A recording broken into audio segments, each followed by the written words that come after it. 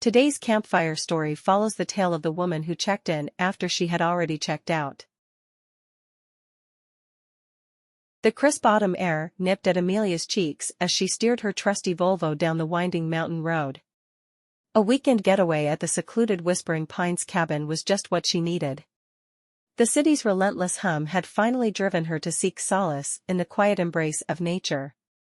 The radio played a mellow tune, and Amelia hummed along, her mind already picturing the cozy fireplace and the breathtaking views from the cabin's porch.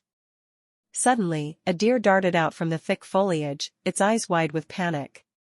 Amelia swerved, tires screeching against the asphalt, and then, darkness. When Amelia opened her eyes, she felt disoriented, a dull ache throbbing in her head.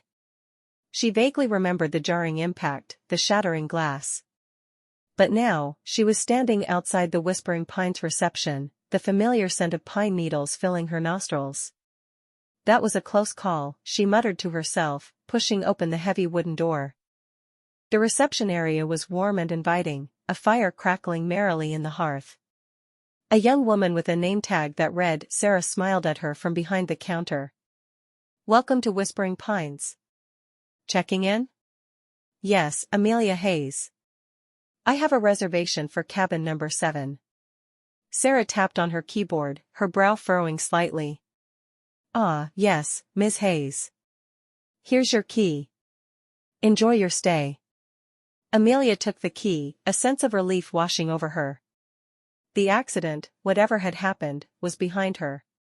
She found her cabin without difficulty, the key sliding smoothly into the lock. The cabin was exactly as she remembered from the website, rustic yet comfortable, with large windows overlooking the forest. She unpacked her bag, made a cup of tea, and settled into an armchair by the fire, a book in her lap. The silence was blissful. 2 days passed. Sarah, the receptionist, began to feel uneasy. Ms. Hayes hadn't been seen since she checked in. It wasn't unusual for guests to keep to themselves, but something felt off. She mentioned her concerns to the manager, a gruff but kind man named Mr. Henderson. "All right, Sarah, let's check on her," he said, a frown creasing his forehead.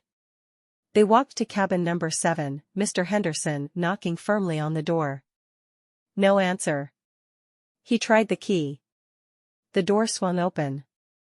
What they saw inside sent chills down their spines. The fire was long extinguished, the room cold and still. There was no sign that anyone had been there. The bed was neatly made, the teacup clean and placed back in the cupboard. Amelia's bag was nowhere to be seen.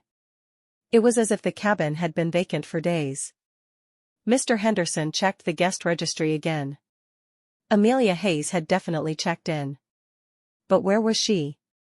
Back at the reception, Sarah's eyes fell on the security footage from 2 days prior. She rewound it, watching as Amelia approached the reception desk. There she was, clear as day, talking to Sarah. But as Sarah watched her own interaction, a horrifying realization dawned on her. On the footage, she was talking to thin air. Amelia wasn't visible on the recording. A cold dread settled over them. They called the police, who conducted a thorough search of the cabin and the surrounding area. There was no trace of Amelia Hayes. Days later, a crumpled Volvo was found down a steep ravine, hidden by thick undergrowth, not far from the entrance to Whispering Pines. The driver, Amelia Hayes, was still inside. The mystery of cabin number 7 remained. Sarah never forgot the encounter, the unsettling feeling of having spoken to someone who wasn't there. The story spread among the staff, becoming a chilling legend whispered among the pines, the tale of the woman who checked in after she had already checked out.